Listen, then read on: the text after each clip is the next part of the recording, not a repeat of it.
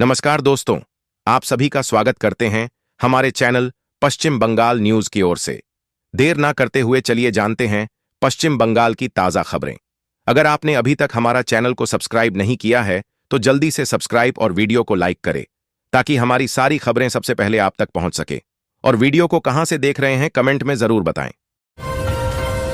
बंगाल चुनाव 2026 से पहले भाजपा के बाद अब सीपीएम को झटका, प्रतीक उर रहमान ने तृणमूल का झंडा थामा।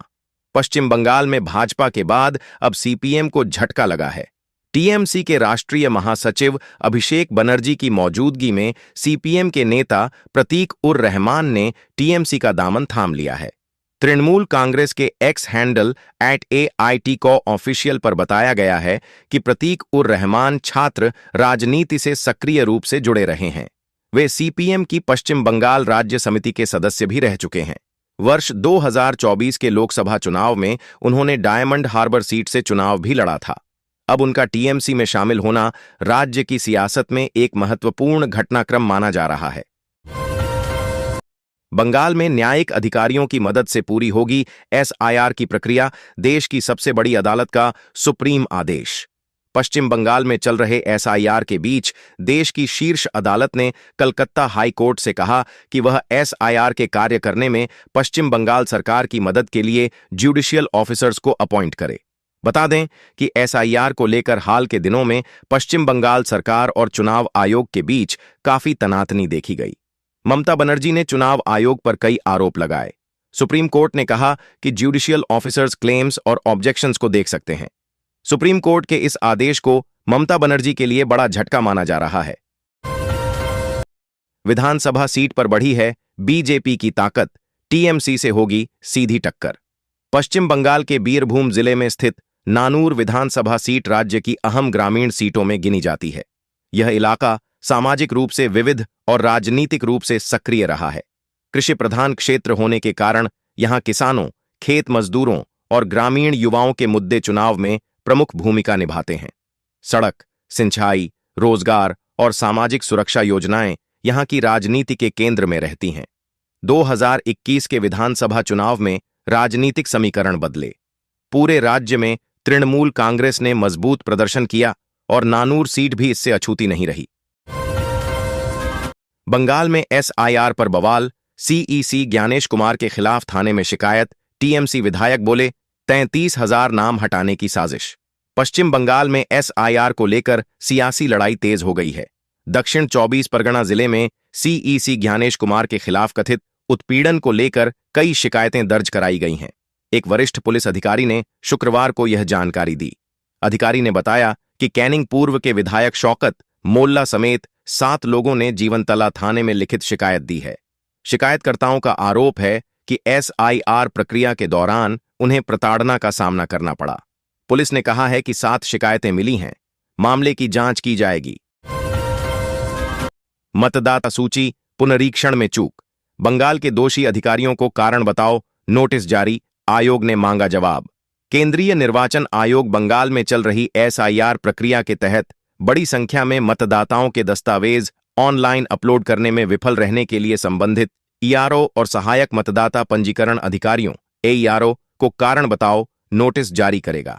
एक अधिकारी के अनुसार सुनवाई समाप्त होने के 4 दिन बाद भी लगभग 1,15,000 दस्तावेज अभी तक अपलोड नहीं किए गए हैं। मुख्य निर्वाचन अधिकारी सीईओ के सूत्रों ने दावा किया है कि 120 ईआरओ और 150 एईआरओ को दोषी पाया गया है। वंदे मातरम को लेकर केंद्र की अधिसूचना के खिलाफ हाईकोर्ट में याचिका। कोलकाता देश के राष्ट्रीय गीत वंदे मातरम में कुल 6 छंद हैं। अब तक सिर्फ 2 छंद ही गाए जाते थे। हाल ही में केंद्र सरकार ने एक अधिसूचना जारी कर कहा है कि अब से देश के राष्ट्रीय गीत वंदे मातरम के सभी 6 छंद गाए जाएंगे। केंद्र सरकार के इस आदेश के खिलाफ कलकत्ता हाईकोर्ट में एक जनहित याचिका दायर की गई है। हाईकोर्ट के मुख्य न्यायाधीश सुजय पाल की अध्यक्षता वाली डिवीजन बेंच का इस ओर ध्यान आकर्षित करते हुए याचिकाकर्ता ने मामले की तत्काल सुनवाई की है। इस मामले की सुनवाई अगले सप्ताह होने की संभावना है। बंगाल में होगा कानून का राज, बनेगी भाजपा की सरकार। पश्चिम बंगाल में बाबरी मस्जिद की तर्ज पर बन रही मस्जिद को लेकर राजनीति थमने का नाम नहीं ले रही है। केंद्रीय मंत्री गिरिराज सिंह ने सीएम ममता बनर्जी पर निशाना साधते हुए कहा कि पश्चिम बंगाल में कानून का राज खत्म हो गया है। केंद्रीय मंत्री ने पत्रकारों से कहा, बंगाल में ममता बनर्जी चुनाव आयोग को काम नहीं करने दे रही है। यह सब अब चलने वाला नहीं है। वहां अब कानून का राज्य चलेगा, शरिया कानून नहीं। उन्होंने दावा किया कि पश्चिम बंगाल में भाजपा सरकार बनने जा रही है।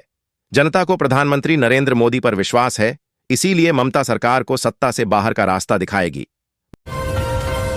72 घंटे में माफी मांगें, सुकांत मजूमदार को बंगाल के पूर्व डीजीपी राजीव कुमार का अल्टीमेटम। पश्चिम बंगाल के पूर्व पुलिस महानिदेशक डीजीपी राजीव कुमार ने केंद्रीय मंत्री सुकांता मजूमदार को अल्टीमेटम दिया है। पूर्व डीजीपी की वकील ने लीगल नोटिस देते हुए केंद्रीय मंत्री से 72 घंटे के भीतर सार्वजनिक रूप से माफी मांगने और फेसबुक से अपना पोस्ट डिलीट करने को कहा है। नोटिस में कहा गया है कि मजूमदार के सोशल मीडिया पोस्ट से राजीव कुमार की मानहानि हुई है, उनको मानसिक पीड़ा हुई है। मछली मांस बिक्री को लेकर बयान पर तृणमूल भाजपा आमने सामने। चुंचुड़ा में एक वायरल वीडियो को लेकर राजनीतिक सरगर्मी तेज हो गई है। आरोप है कि भाजपा के स्थानीय नेता सप्तर्षि बंद्योपाध्याय ने कहा कि यदि बंगाल में भाजपा सत्ता में आती है तो मछली मांस की बिक्री बंद कर दी जाएगी। हालांकि प्रभात खबर इस वायरल वीडियो की पुष्टि नहीं करता है। बताया जा रहा है कि हाल ही में बिहार की एनडीए सरकार द्वारा खुले स्थानों पर मांस बिक्री पर प्रतिबंध लगाए जाने के संदर्भ में यह बयान सामने आया। नई व्यवस्था के तहत केवल लाइसेंसधारी विक्रेता ही ढंके हुए स्थान पर मांस बेच सकेंगे। तृणमूल विधायक ने मुख्य चुनाव आयुक्त के खिलाफ की शिकायत। एसआईआर प्रक्रिया को लेकर तृणमूल कांग्रेस शुरू से ही राष्ट्रीय चुनाव आयोग के खिलाफ मुखर रही है। सुनवाई के दौरान मतदाताओं को कथित रूप से परेशान किए जाने का आरोप लगाते हुए मुख्यमंत्री ममता बनर्जी और पार्टी के राष्ट्रीय महासचिव अभिषेक बनर्जी ने मुख्य चुनाव आयुक्त ज्ञानेश कुमार को निशाने पर लिया था। अब कड़ी प्रतिक्रिया देते हुए कैनिंग पूर्व के तृणमूल विधायक शौकत मोल्ला ने केवल बयानबाजी तक खुद को सीमित नहीं रखा, बल्कि थाने में जाकर औपचारिक शिकायत दर्ज कराई है। गंभीर कदाचार में शामिल हैं वामपंथी वकील कुणाल घोष। तृणमूल कांग्रेस के प्रदेश महासचिव कुणाल घोष ने वाम दल के एक वकील पर गंभीर आरोप लगाकर सियासी हलचल तेज कर दी है। सोशल मीडिया पोस्ट में उन्होंने दावा किया कि संबंधित वकील के खिलाफ उनकी ही पार्टी की एक महिला अधिवक्ता ने राज्य सचिव को लिखित शिकायत दी है, जिसमें कई कथित कदाचारों का उल्लेख है। श्री घोष ने आरोप लगाया कि शिकायत पत्र में यह भी उल्लेख है कि आरोपी वकील नेताओं के नाम और मीडिया प्रचार का इस्तेमाल कर दबाव बनाने की कोशिश करता रहा है। महिला अधिवक्ता ने पुलिस में जाने से पहले पार्टी नेतृत्व से न्याय की गुहार लगाई है। विस चुनाव के लिए रणनीति तैयार करने में जुटी तृणमूल। कोलकाता राज्य में होने वाले विधानसभा चुनाव के मद्देनजर अन्य दलों की तरह सत्तारूढ़ तृणमूल कांग्रेस भी अपनी रणनीति तैयार करने में जुट गई है। इसी बीच मुख्यमंत्री ममता बनर्जी व पार्टी के राष्ट्रीय महासचिव अभिषेक बनर्जी के बीच अहम बैठक हुई। 2 दौर की बैठकें बुधवार और गुरुवार को कालीघाट स्थित मुख्यमंत्री के आवास पर हुईं। बैठक में आईपैक के पदाधिकारी प्रतीक जैन के भी शामिल होने की बात सामने आई। सूत्रों के अनुसार बैठक में आगामी विधानसभा चुनाव में संभावित उम्मीदवारों के नाम और चुनाव की व्यापक रणनीति पर विस्तार से चर्चा हुई।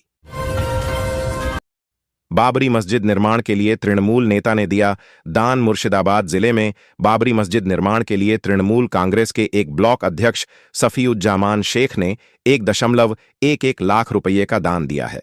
इससे पहले भी इस मस्जिद को लेकर राजनीतिक बयानबाजी हो चुकी है। पार्टी के कुछ नेताओं ने समर्थन जताया था, जबकि शीर्ष नेतृत्व ने धर्म और राजनीति को अलग रखने की बात कही थी।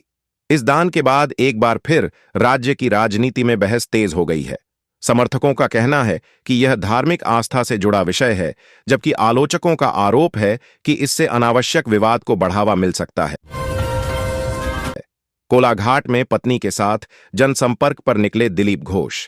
पश्चिम बंगाल में आगामी विधानसभा चुनाव की घोषणा का इंतजार है और सभी राजनीतिक दलों ने जमीनी स्तर पर सक्रियता तेज कर दी है।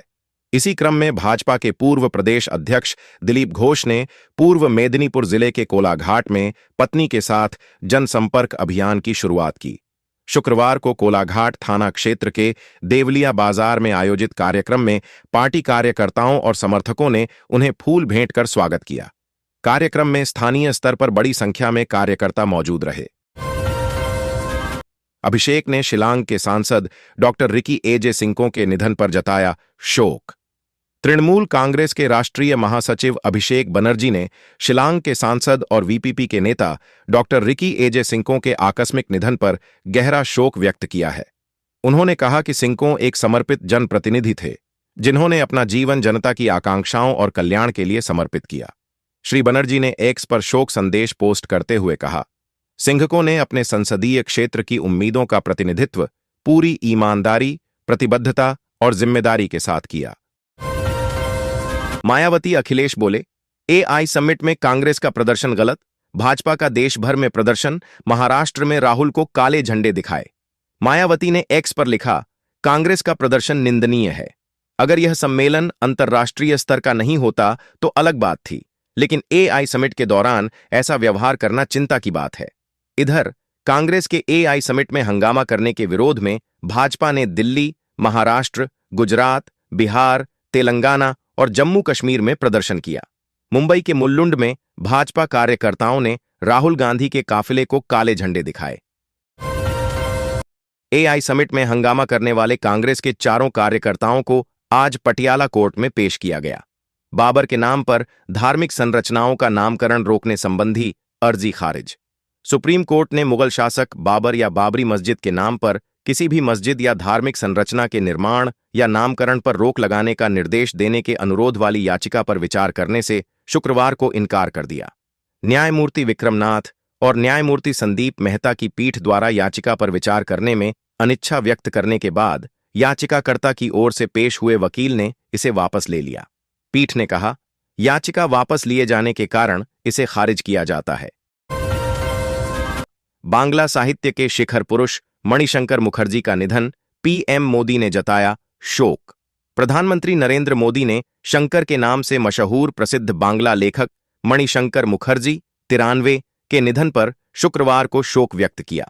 प्रधानमंत्री ने उन्हें बांग्ला साहित्य का एक महान व्यक्तित्व बताया, जिनके शब्दों ने लोगों के जीवन को संवेदनशीलता और अंतर्दृष्टि से चित्रित किया। एक्स पर एक पोस्ट में मोदी ने कहा, मणिशंकर मुखर्जी, जिन्हें प्यार से शंकर कहा जाता था, के निधन से मैं अत्यंत व्यथित हूं। वे बंगाली साहित्य के एक महान व्यक्तित्व थे, जिनके शब्दों ने लोगों के जीवन को संवेदनशीलता और अंतर्दृष्टि से चित्रित किया। दक्षिण बंगाल में वर्षा और वज्रपात का येलो अलर्ट, जानें 7 दिन तक कैसा रहेगा मौसम। पश्चिम बंगाल के लिए मौसम विभाग ने वर्षा के साथ वज्रपात का अलर्ट जारी किया है। कहा है कि दक्षिण बंगाल के साथ साथ उत्तर बंगाल के कई जिलों में 1-2 जगहों पर वज्रपात के साथ हल्के से मध्यम दर्जे की वर्षा होने की संभावना है। भारत मौसम विज्ञान विभाग के कोलकाता स्थित क्षेत्रीय मौसम कार्यालय ने यह जानकारी दी है।